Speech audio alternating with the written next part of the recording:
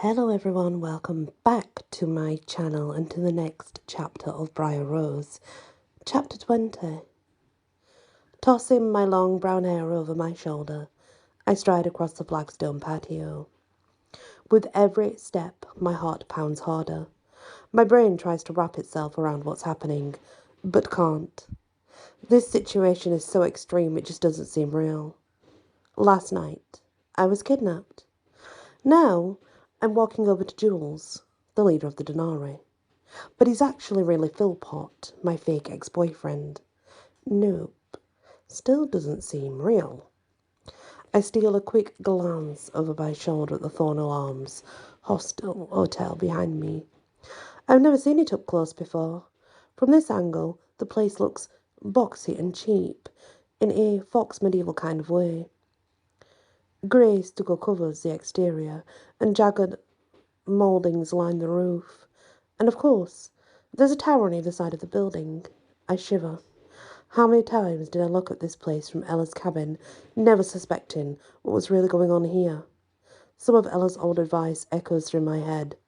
Focus on the con. Take stock of your surroundings. Good idea.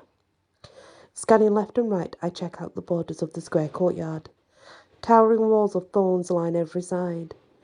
My breath catches. Wow. Those thorns sure look deadly. There's definitely no way to escape through them. I keep walking toward Philpott, who stands on the opposite side of the courtyard, wearing a blue military uniform of some kind, and the sickest, most smug grin you can ever imagine. It's like the Grinch on crack. I fight the urge to gag. We've never been properly introduced. I'm Jules. He offers his hand. I ignore it. Rage heats my veins. He's doing fancy pants introductions now. Really. I pause beside him. I'm Bryar Rose, and this is over. Sure, this guy looks like Philpott, but he's stopped playing the dumbass. Now his black eyes shine with an evil intellect. The muscles of his face look tight, as if he's barely holding in his rage. It's hard to believe that Philpott and Jules are one and the same person, but they are.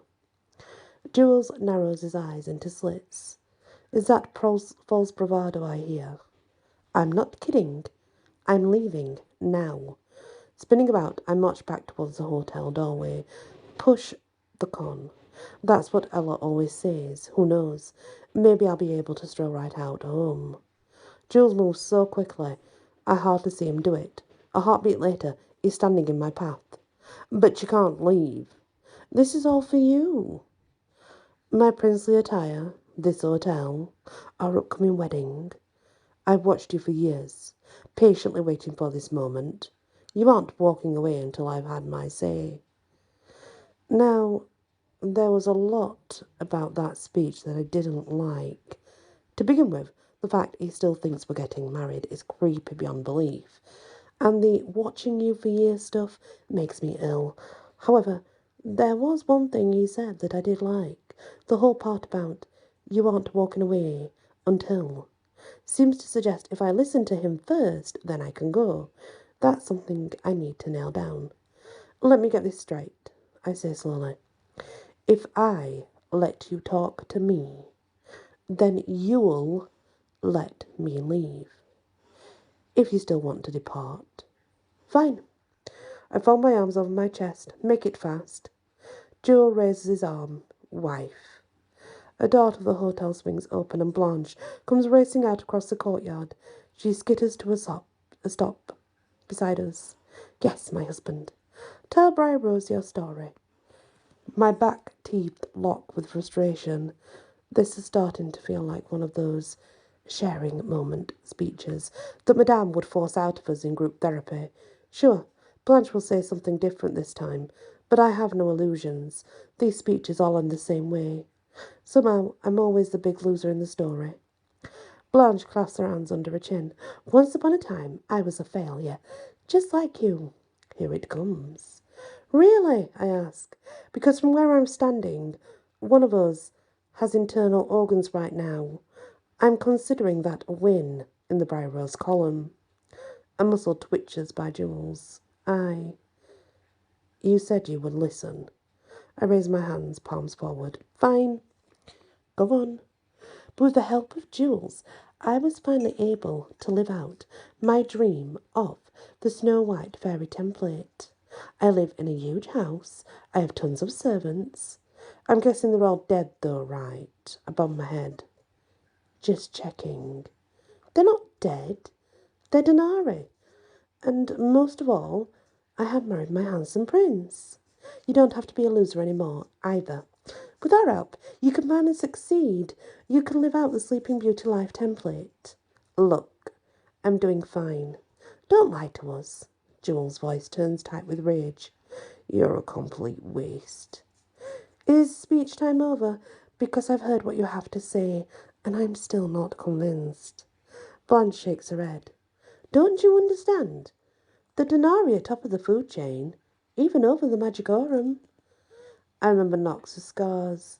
He got those fighting jewels, and his minions. I'm sure that's what you like to think, but in reality, the Magicorum are the only ones stopping you from turning all humans into dinner. A smug gleam shines in Joe's eyes. It's true. Most Denari dine on human flesh. Not me. Magicorum is the meal I prefer. That little tidbit of nasty takes a moment to sink in. I never heard before that the Denari ever saw the Magicorum as a meal. I thought the Magicorum fought the Denari, and so the Denari hunted them right back. That's not how I heard it. Jewel's stern face softens with a smile. I allow the Magicorum to think they're rebel fighters. It keeps their spirits up and makes them easy to control. Every hunter ultimately works to control their prey's population. Don't you think? That makes a sickening amount of sense, actually. Which is all the more reason to cut this conversation short. I raise my pointer finger. For the record, I'm still not convinced. Blanche grabs Jules' sleeve. Can I tell her, darling? Of course, pet. Blanche turns to me. You're a member of the Magicorum. That means you aren't just a meal to Jules. You'll be one of his brides. You can be dinner, or you can live out the fairy tale dream. I'm here to tell you, it's better than you could ever imagine. She smiles that 1950s smile. The one that says, I'm in a cigarette ad and smoking isn't gross or anything. Well, smoking is gross. This conversation is over. My lessons in martial arts flicker through my mind's eye. I picture 3 different ways I could take this guy down. I firm up my footing. You want to kill me. I won't be easy to harvest. And I have no desire to kill you, Bryar Rose. You are special. That's why I created the Philpott identity in the first place. It wasn't easy, pretending to be such a stupid sod, not to mention the hassle of working with your aunties for so many years. In this situation, you'd think the fact that I'm about to get eaten by a cannibal zombie, Julius Caesar, would keep me focused, but those words throw me for a loop. You've been working with my aunties. Of course. But the terms of our arrangement are confidential, I'm afraid. You'll have to ask them about it directly. I tried to get back into battle stance, but my head isn't there yet. You're lying. Jules waves his hand dismissively. I don't get involved in family squabbles. The important thing is this. I'm very careful about my diet. Based on what I eat, I've been able to gain magical powers over the years. We're back to eating my brains. Got it. No, silly girl. I'm not asking to eat your brains. I'm inviting you to become one of the Denari and my bride. His words send chills over my skin. If I hadn't puffed a ton of meds a few minutes ago, I'm sure I'd be having an episode right now. We already covered this. No. Never. Don't be too rash. Colonel Mallory can't save you here. Yes. I know he's rolling your life. No one will ever get past those thorns to help you escape. And please try to think on this for a moment. You're being offered the chance of a lifetime. Or many lifetimes, in fact. As a Denari, you will know power like you never imagined. And you'll be tied to me, the greatest Denari of them all. Blanche blinks so furiously, I think she's having an aneurysm. It's so marvellous, Bryar Rose. We'll be sister wives and everything. I pinched the bridge of my nose. No means no, Jules. How can you refuse? Look at Blanche. Is she not eternally beautiful? Does she not seem blissfully happy? I can't believe what I'm hearing. Happy? I knew one of your Denari ladies, Madame Grimoire. She ended up roasted in the remains of my friend Elle's cabin. Not exactly my definition of a happy ending. Madame Grimoire is a poor example, says Jules. She got what she deserved. Madame was supposed to observe you, not attack, but she became obsessed with you. My eyes widened. Me? Well, Madame Grimoire wasn't a sister wife. She was just a worker bee. But she always wanted a place at Jules' side. You see, once you start dreaming about animals from ancient Egypt, that means you're chosen to be a sister wife. My mouth falls open. My dreams with the golden jackal. Yes. And I had a dream about falcons. Both are from ancient Egypt. I got that part now. Thanks. Well, don't feel badly.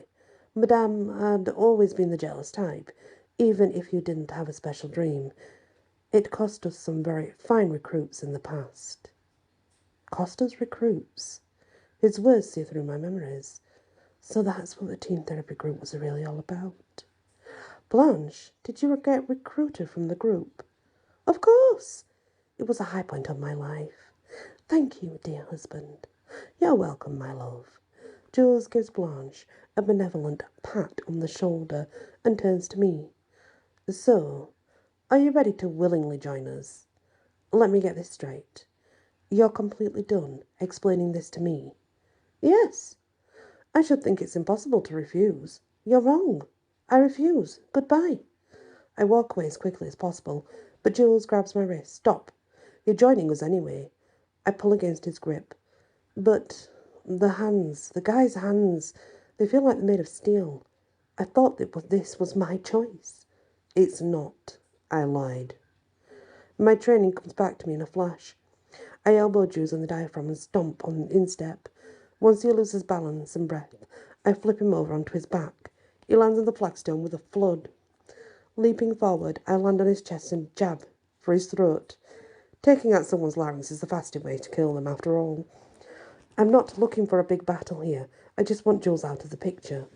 What Jules does next happens so fast it's hard to keep up. From his left hand sprouts a thorn-covered branch. It quickly winds around my wrists, binding my hands in front of me. In his right, Jules grips a large red stone. The gem glows with crimson light. As the flagstone beneath me crumbles, I lose my footing and tumble into the earth. Before I know it, I'm waist-deep in solid rock. I wriggle my arms. My hands are tied in front of me. The bindings on my wrists hold firm, while the bottom of my body is solidly encased in earth and stone. I'm trapped. Jules' features lengthen, his mouth turning into a wolf's snout that's lined with pointed teeth. His eyes glow with golden light. That silver glow of fairy dust surrounds his body like a sparkling cloud, and the red light of wizard magic glows on his palms. All three kinds of magic, all in one man, and he's trying to kill me. My vision starts to blur. I can picture the lockbox deep inside me. It's made of wood. Its exterior is carved with ruins.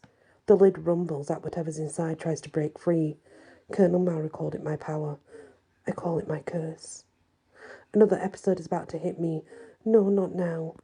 Jules just showed that he mastered all three kinds of magic, shifter, warlock and fairy, and I'm now embedded halfway into the ground at his mercy. If I'm lucky, he'll kill me outright. If not, then He'll transform me into a monster just like them. Meanwhile, Blanche bobs on the balls of her feet and claps with glee. It's like she's 6-year-old who's about to get her first pony. Somehow, that's the worst part of all. As horrible as things seemed before, they take on a new level of terror. I twist in my bindings. I'm still wrapped in the thorny branches, with my body embedded waist-high in the ground. My skin sheens with sweat, and I do the only thing that's left. I scream my head off. And that's the next part of Bryar Rose. Thank you for listening to this chapter, and many blessings. Hello everyone, welcome back to my channel and to Bryar Rose. We're now on chapter 21, Back to Knox. Pursing his lips, Colonel Murray sizes me up from head to toe, like I'm a sketchy-looking cabby who offered him a ride in an unmarked taxi. Before speaking again, he does the same to Ella and Alec. If I'm transporting you all back to the city, you need to stand a little closer. He grins a white-toothed smile. I don't bite. He bite, says my inner wolf. I'm sure he does. I reply in my mind. We'll be careful when we go with him. No, go. Stay with mate. I hold my growl. Leaving the forest is hard enough without my inner wolf giving me crap. Elle and Alec move into a smaller huddle. I'm sure they're thrilled for any excuse to get closer. Colonel Mallory tips his hat in their direction. That's fine. He turns to me. You coming along? I don't move an inch. Part of me knows that leaving is the best thing for Bry, but I just can't do it. I'm thinking about it. Well, son, in that case, you can get your own self back to the city. We're leaving. Colonel Mallory raises his arms. A cloud of silver fairy dust appears. My best friend reaches out for me. It's not too late. Transport spells take a little while. Move closer, come with us. Ella fixes me with a serious look. You know I wouldn't go unless I was obviously certain this is best for Bry. Ella has big, huge blue eyes, and right now they're looking all weepy and sincere. I feel like a total ass. After all, my friends are only trying to do the right thing. Me hanging back just makes it harder. I take a step forward towards them, ready to join the group and transport back to Manhattan. That's when I hear it. Bryar Rose is screaming. Stop transporting! You hear that? She screams again. It's Bry! Colonel Merrill lowers his arms, and the silver dust fades. Are you certain? My wolf hearing is never wrong. Someone's hurting her. Colonel Merrill shakes his head. All the more reason for us to go. There's nothing we can do here. I pound my fist onto my leg. There must be something. Ella gives me those watery eyes. Knox, I know how you feel. Believe me. But waiting here does not help. I round on Colonel Mallory. You said you were looking for a break in the thorns. What if you could make one? Even I don't have that sort of magic, son. An idea starts to form. It's crazy, but it's worth a try. What if you had help? Could you cast something else? Depends on the help. What about Ella? Well now. Colonel Mallory sets his hands in his pockets and rolls back on his heels. That's a possibility. Miss Ella is a very powerful fairy indeed. He focuses on Ella. You ever cast a spell? No. It didn't even bring one silver particle of fairy dust to life. If I did, my stepfamily would find me in a heartbeat. You don't know what the Black of Bauer went through to get me out of that house. I'd never risk it. Shrugs her elbows. Now I don't know if I could. I'm willing to try, though. Anything for Bry. She lifts her chin. Would this spell be hard? Colonel Mallory's face creases into a sympathetic smile. Incredibly. The only spell that could help us here is a magical link. Essentially, you and I would merge our powers to break the enchantment on these thorns. It's as simple as holding hands, Alec frowns. You'll cast at the same time? Not really, son. We'd stay separate people, but for the purpose of the spell, our magic would emanate from the same person. That's not possible, says Alec. Not for wizards, Colonel Mallory shrugs, but a few fairies can do it. A few fairies. The way Alec asks this question, I can tell he's absolutely not convinced. Fine, I'm the only one who can do it. I get Alec in skeptical, but Bry is off somewhere screaming. So, you've done this before? Absolutely not, says Colonel Malloy. It's just a theory, but it would certainly require a fairy whose power and experience matches mine. He turns to Ella. There's no doubt in my mind you've got that natural power, sugar, but not the experience. Elle scrubs her hands over her face. So, casting this linking spell is impossible. Don't worry, sugar. With enough practice, you'll be able to cast someday. Your soul knows what to do, even if your mind doesn't. Colonel Marley's words echo through my mind. Her soul knows. I round an Alec. Back at the Lasham officers. You cast a spell on Bry. You spoke to her soul. Can you do that to Ella?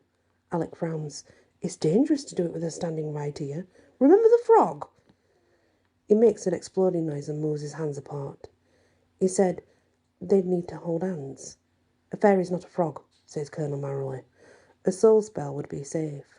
I turn to Colonel Marley. So if he casts a soul spell, you two could link? Why, we most certainly could. He purses his lips. That is, if your friend can really cast a spell like that. Not too many wizards have that kind of power these days. He can cast it. Alec pales. I can do it, but I won't. Besides, Ella wouldn't let me cast that spell on her. She'll block it. No, I won't. Like I said before, if it helps Bryar Rose, I'll do anything. It's a safe spell to cast if you're miles away, but this close. Alec points to Colonel Mallory. I don't care what he said about fairies and frogs. It could kill you. Ella pales. Did you hear that scream? If we don't get over there now, Bry will die. Alec pinches the bridge of his nose. Not doing it. Now, children, says Colonel Mallory, let me get this straight. This boy here can cast a senior level soul speak. How's that possible exactly? I looked at Alec. It's not my place to share his secrets. Unfortunately, Alec isn't talking. Son, don't make me cast on you. A muscle ticks in Alec's jawline. I'm a warden for witches and warlocks. I notice Colonel Marley is the only person surprised by this news. Ella must have already known. Interesting. Colonel Mallory's silver eyes light up. Are you now? Well, in that case, get casting. No, I can't risk Ella. Everything about Colonel Mallory turns deadly serious. And I won't risk Bryar Rose, and you're no match for me, son. Don't try. Ella gently rests her hands over Alec's. You worry about me getting hurt? Well, it would kill me to see my friend die. Do this for me, please. Alec opens his mouth as if ready to argue. I attempted to punch him in the face until he agrees, but before I get the chance, Alec nods and steps away. I'll do it, but I hate the idea. Thanks, man, I say. In reply, Alec only glares in my direction. I get that he's pissed, but I can't worry about that now. Bry is in serious trouble. With that thought, Bryar Rose's screams sound once more. Every muscle in my body gets tense. I want to transform into my wolf so badly it hurts. It doesn't matter that my thinking mind knows I'll get skewered the moment I leap into the thorns. My animal self wants to protect what's mine. Mine. The word ricochets through my soul. Mine. My wolf always thought Bryar Rose was his mate. When exactly did I get the same ideas? Bry's face appears in my mind. I picture her intelligent blue eyes, luscious pink mouth, and delicate features. I shiver, remembering the touch of her slim fingers along my scars. This girl is a crazy combination of strength and sweetness. She can give me a gentle kiss as easily as a swift kick. That girl owns me, body and soul. I'll never allow anything bad to happen to her. Which brings me back to the present moment. I turn to Colonel Mallory. For whatever reason, he's as invested in Bryar Rose as I am. You get everything you need to get started, Colonel. Almost, Colonel Mallory waves Elle over. Take my right hand, sugar. In this situation, some folks might whine or cower, not Ella. She straightens her back and strolls right over to Colonel Mallory's side. I can smell the sour tang of extreme fear in her. It only makes her strength all the more impressive. Good friend for mate, says my wolf. Yeah, she's strong. I don't bother correcting my wolf about the whole mate thing. After all, I have bigger worries. Did I just sign Ella up for suicide mission? What if it doesn't work? Alec reaches into his pocket of his sport coat and pulls out a handful of red gems. Closing his eyes, he raises his arm. The gems cup inside his palm, glowing with red light. Alec opens his hand. The gems cascade from his palm and multiply until they take the shape of Ella. Only, while the real Ella is made from flesh and bone, this version is entirely from glittering jewels. The Ruby Ella scans the scene. Without speaking a word, she walks over to Colonel Mallory and takes his hand. Now, it's one thing to know that someone's soul knows how to use magic without their mind being in the game. It's another to see it in practice. The look of absolute calm and Ruby version of Ella is beautiful and upsetting all at once. It's as if she knows she's about to die. The moment Ruby Ella takes Colonel Mallory's hand, a flare of red light shines around the living Ella. For a moment she is lit up like a Christmas tree. Alec's magic is really kicking in now. The brightness disappears, and Ella unches over in pain. I wince.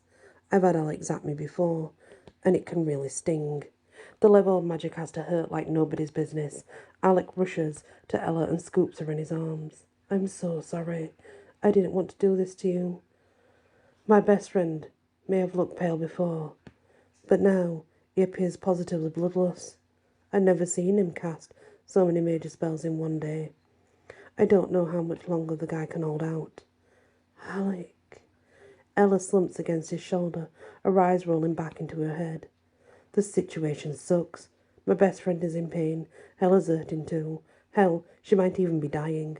But most of all, I can't stop replaying Bryce's screams in my mind. If this magic doesn't work, what will happen to her?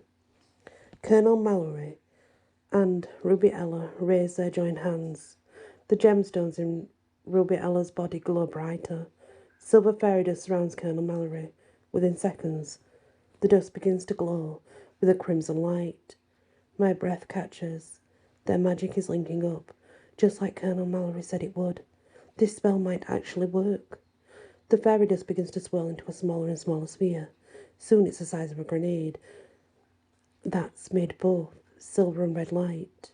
Colonel Mallory and Ruby Ella share a look before speaking a single word in unison. Now. The small oval light zooms off into the thorn forest. The brightness slams forward in a straight line, cutting its way through the wall of thorny branches. After that, it disappears. Have all my hopes gone with it? The branches don't look changed at all. And the light of the spell is gone. Maybe something more's supposed to happen. All I need is patience. I clench my unclenched fists, trying to release some nervous tension. Finally, I can't take it anymore. And did that do it, Colonel? I don't think so, son. Colonel Mallory turns to Alec. You can release her now.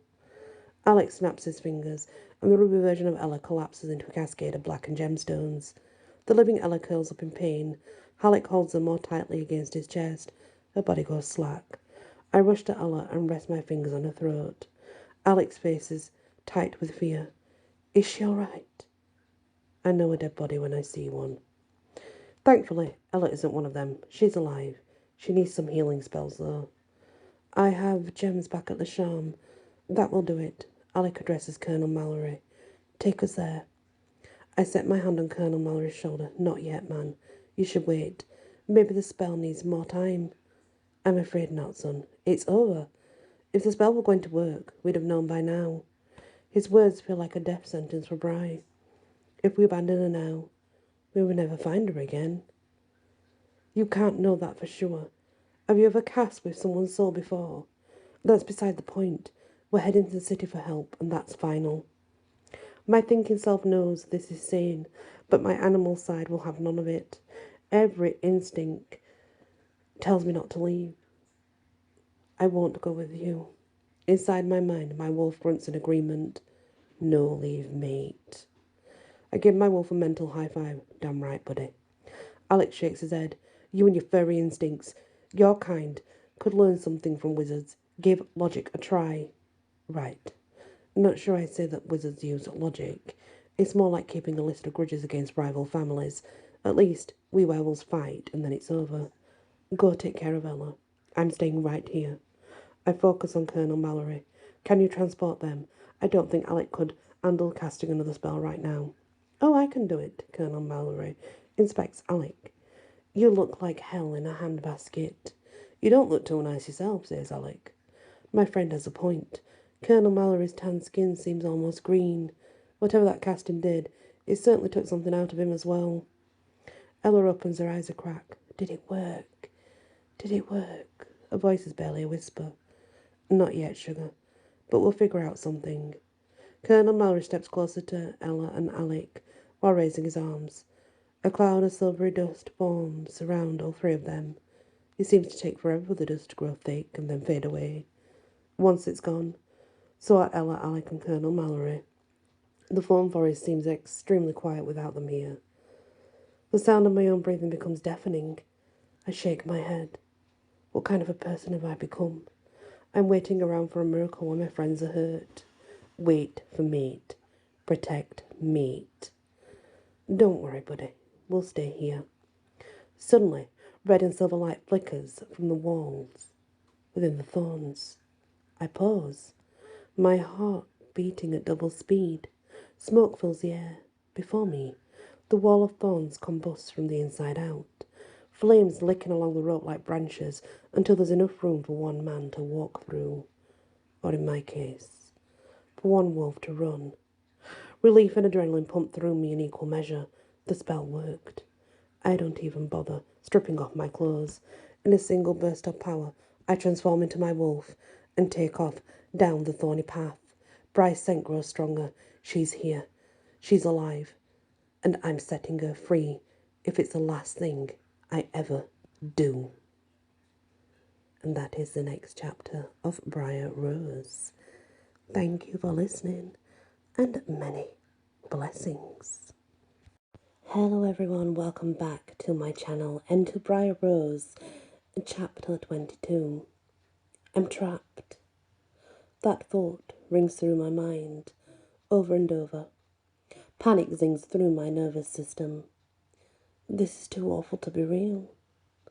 Jules just cast a spell on me. Now I'm embedded waist deep in the hotel courtyard. Thin cords of thorn-covered branches wrap around my wrists. And that's not even the worst part. He also used all three kinds of magic. Fairy, shifter, and wizard. I shake my head. It was enough of a shock to learn that Philpot was actually Jules, the secret leader of the evil Denari. Those creeps are super strong and can live for thousands of years. Pretty scary. But that should be the limit of their superpowers, right? I mean, they're not supposed to wield any magic, let alone master all three kinds. A chill runs up my neck. Yet, that's exactly what Jules did. Every cell in my body vibrates with terror. I have to get out of here. Trouble is, I'm still stuck waist deep in a courtyard. Beneath the ground, jagged stones shove into my lower back and legs. I wriggle against my confinement. A few of the rocks shift against me. It's a start, but getting out of here will be a huge pain.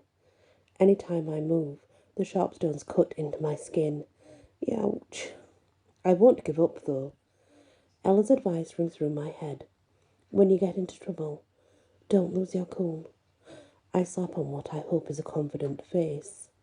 I can do this. I can get out of here. Jules kneels in front of me. He's totally returned to his non-werewolf look. How are you feeling, Bryar Rose? The smarminess is back as well, it seems. Somehow, I managed to keep looking calm. Go me. I'm fine, Jules. Just waiting around, plotting my revenge. You won't break my magic. The words come out as more of a question, though. Awesome. Jules totally thinks I can escape.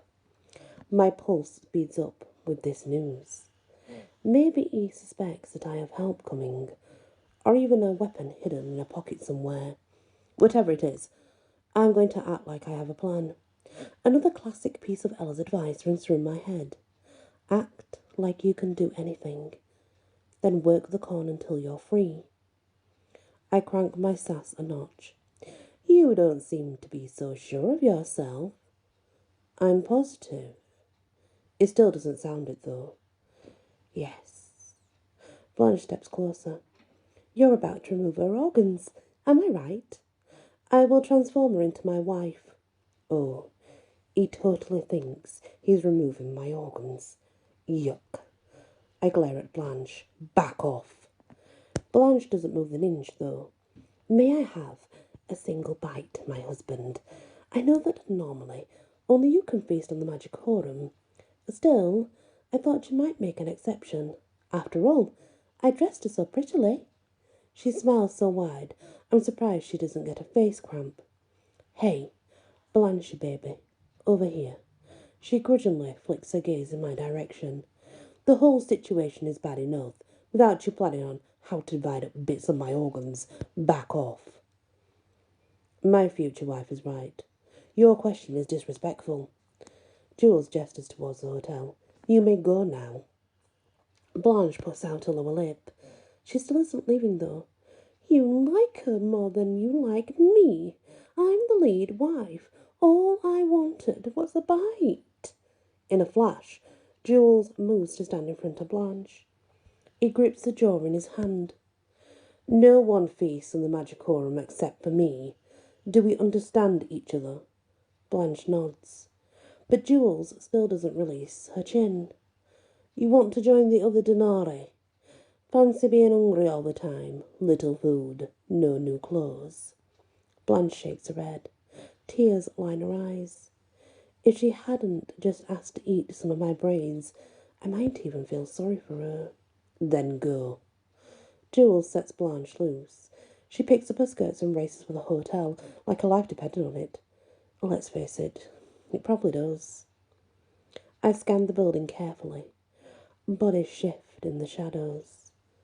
Huh? When I stepped down from the tower, Blanche said there were some others rustling around. Elle always says to get your captor talking. The Denari hiding in the Thornal Arms is a good topic as any. How many of your Denari are here?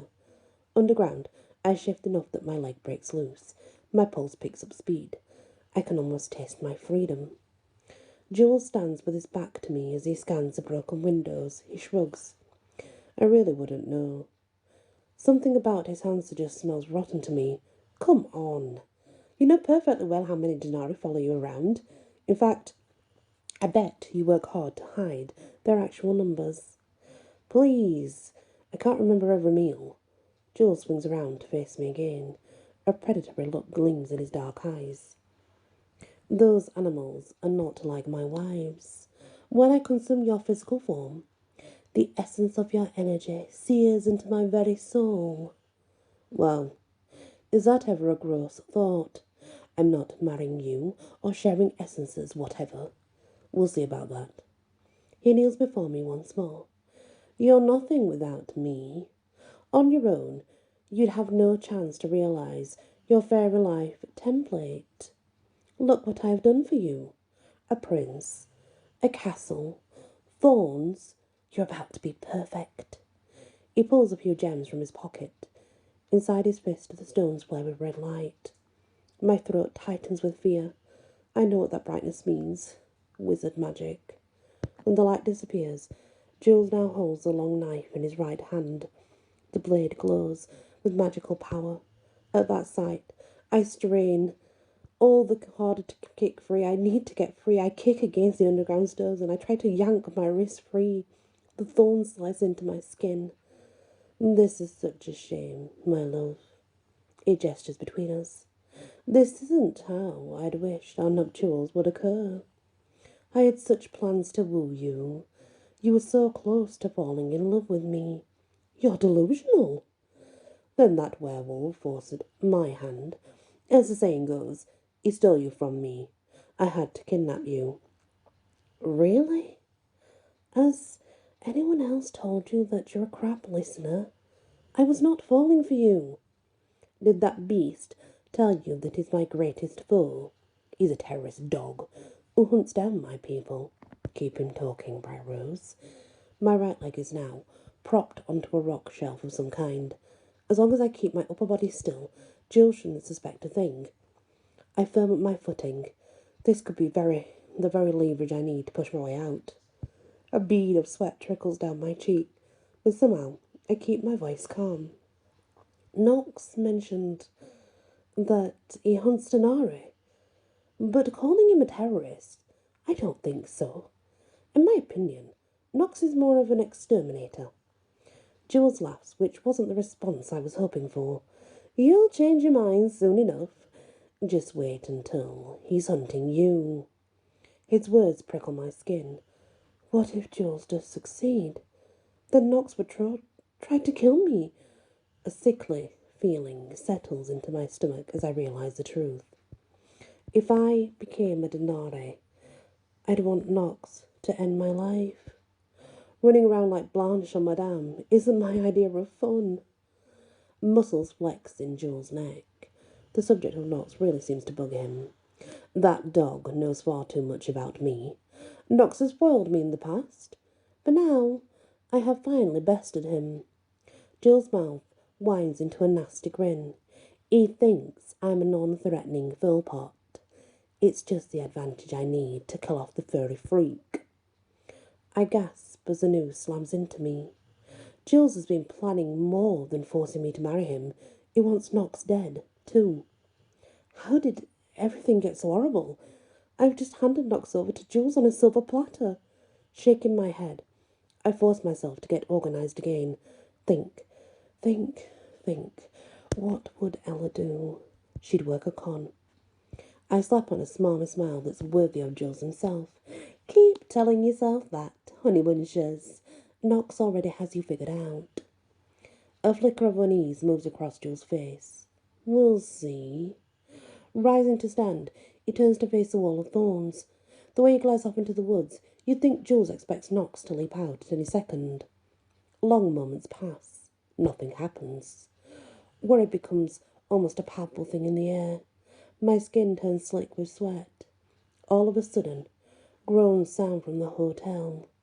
Glancing over, I find hundreds of people staring out the grubby windows to the courtyard. But they aren't people, actually.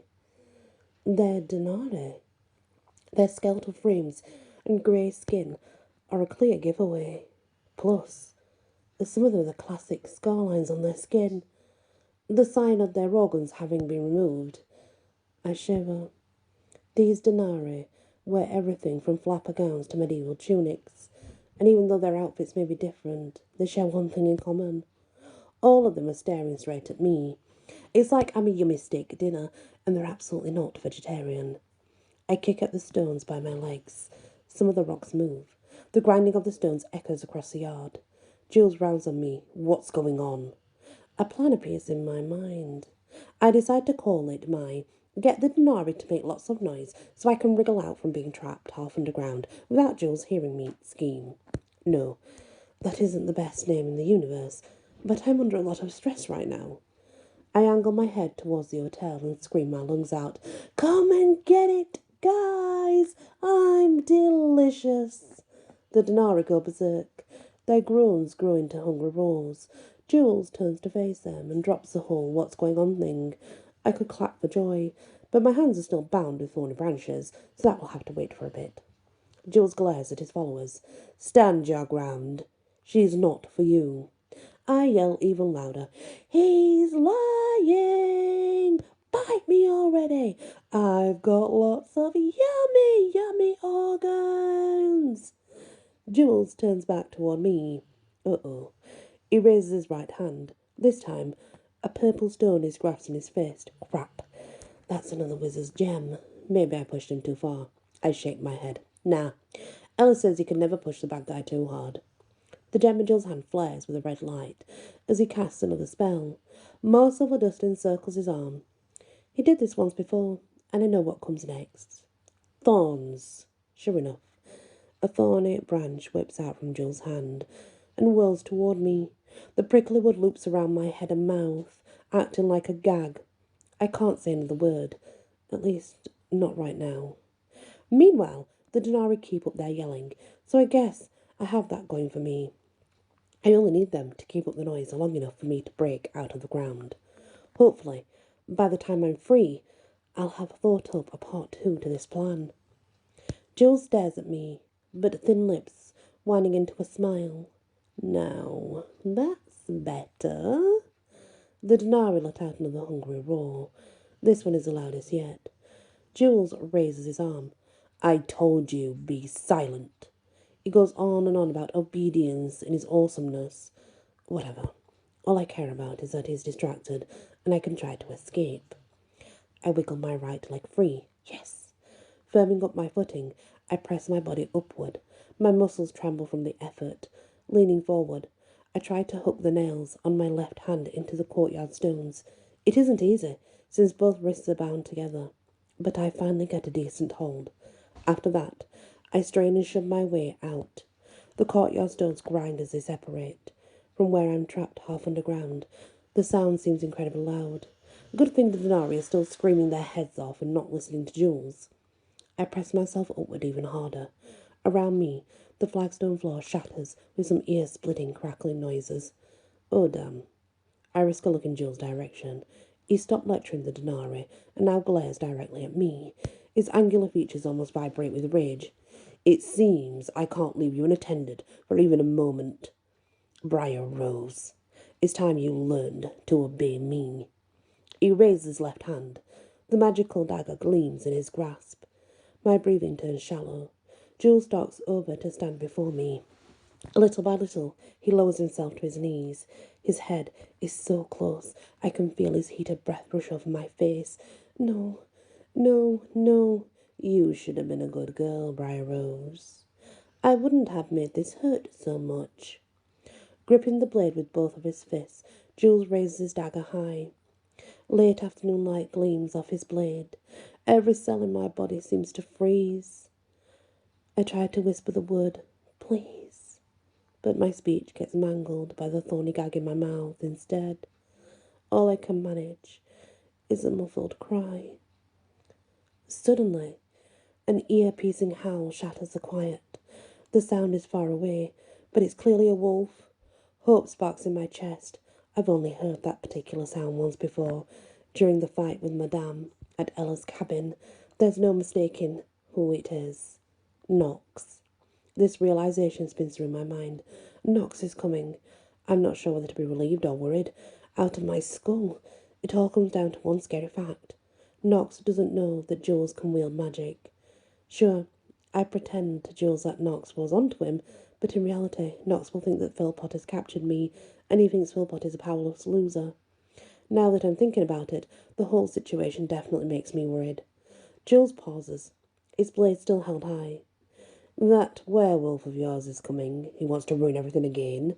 I won't allow it. He turns to face the wall of thorns. I know an opportunity when I see it, and I won't waste a thing. Now's my chance. I press even harder against my confinement. Pain screams across my skin as I heave past thorns and stone. I grip my teeth and focus on getting free. It's one thing for me to lose my life, but if Nox tries to save me, Jules will surely kill him. Somehow, that thought is far worse. Firming up my grip on the flagstone courtyard, I haul myself out of the ground. One of the large, broken stones has a blade-like edge. It gives me an idea how to get rid of the branches that are tied around my wrists, using the sharp stone. I saw my hands free, removed the gag from my mouth. I glanced over to Jules.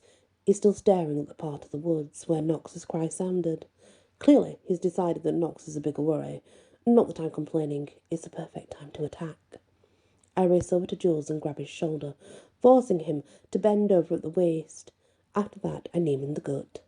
That's a satisfying oof noise as he hunches forward and collapses onto his knees. Clearly, the creep wasn't expecting an assault. His mistake. While Jules is crouched over, I grab his wrist, the one that's holding the dagger. Spinning about, I twist Jules' arm behind his back, pressing his wrist so high he has no choice but to drop his weapon. I catch the magical dagger midair and set the blade against his throat. Before I get the chance to slice, Jules moves so quickly his body is nothing but a blur as he delivers a counterpunch to my chest. All the air gets shoved out of my lungs. I fold my arms over my stomach and try to suck in oxygen. Jules stares at me like I'm a malfunctioning piece of machinery. How very frustrating you are, Bryar Rose. I keep explaining how this works to you, but you keep failing. Jules raises his arms. A small cloud of silvery fairy dust surrounds each of his hands. With all my willpower, I try to force myself to run or fight. All I can do is try to suck in more air. That punch had supernatural strength behind it. I'm not running anywhere for a few more seconds, and Jewel knows it. You're a sleeping beauty, life template. I am your prince. Oh, my life. I never questioned that I really was a sleeping beauty life template. Suddenly, the idea presses in around me like a straitjacket. I want nothing more than to be free of it, whatever that means. I'm able to heave out a single word through my gasps. No, I beg to differ. Jules lowers his hands. The small silver clouds of fairy dust come hurtling towards me. They slam into my stomach with the power of fists. I fall backwards. The fairy dust transforms with more thorny branches, which wind about my entire they wind around my entire torso. I collapse onto my knees. Even more thorny brambles encircle my ankles. I can't move. Again. Jules stalks over to me. You are a sleeping beauty life template. He yanks on a line of thorns by my shoulder. My thorns have you. My arms are pinned to my sides. The branches cover me from shoulder to waist, but one thing hasn't changed. I still have a hold on that dagger. Another howl sounds from the thorn forest. Nox is coming. I'm not giving up yet. And that is the end of chapter 22.